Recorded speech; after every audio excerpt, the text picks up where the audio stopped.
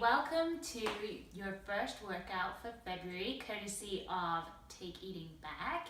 And today, as promised, we're going to look at a workout that's going to help you with your push-ups.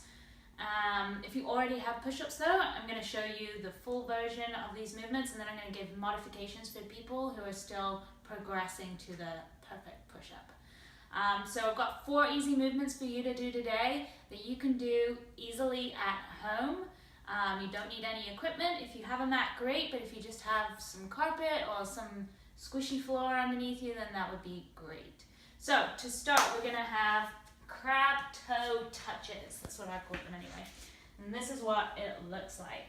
So you're going to come onto your hands and feet, lift your butt, squeezing your glutes, and then you're going to very carefully reach forward and touch your toes.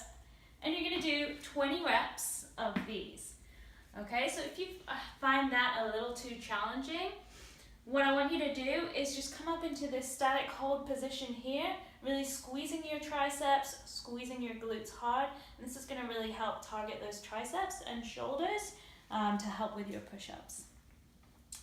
All right, our next movement is plank shoulder taps. So you're going to come into a plank position, hands underneath the shoulders, and feet can be a little wider than normal just to help stabilize you. Squeezing those abs nice and tight, keeping that body in one line.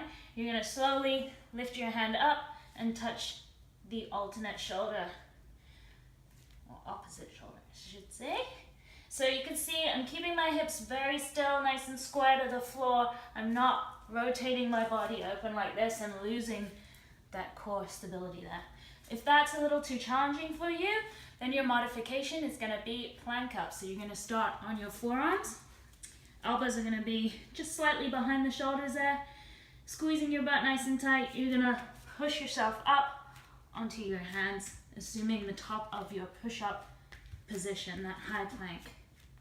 Okay, so you can alternate side to side as you come up and down. And again, you're going to do 20 reps of those.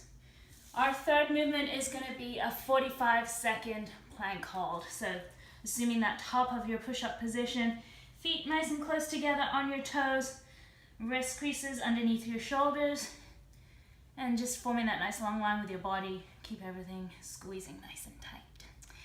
All right, if that's a little challenging for you, you can't quite manage 45 seconds, then I want you to hold for 30 seconds. And if you really need to, you can come down to your knees, but try to accumulate 30 seconds in that plank hold. And then our last movement is going to be hand release push-ups if you already have push-ups.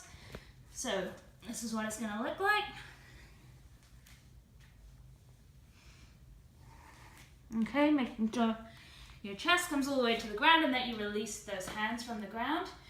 If you don't have push-ups yet, then you're going to be working on your negatives. So you're going to be working on this lowering down portion from the top of your push-up, nice and slow all the way to the ground. And then you're just going to work your way back up into that push-up position or top of the push-up position in any way that you can without necessarily performing a strict push-up.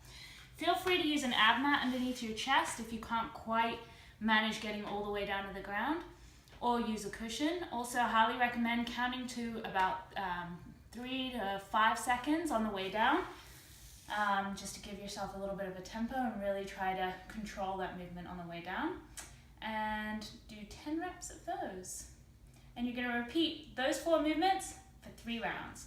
So we had our crab toe touches, our plank shoulder taps, plank hold, and then hand release push-ups with the various modifications. 3 rounds. You got this.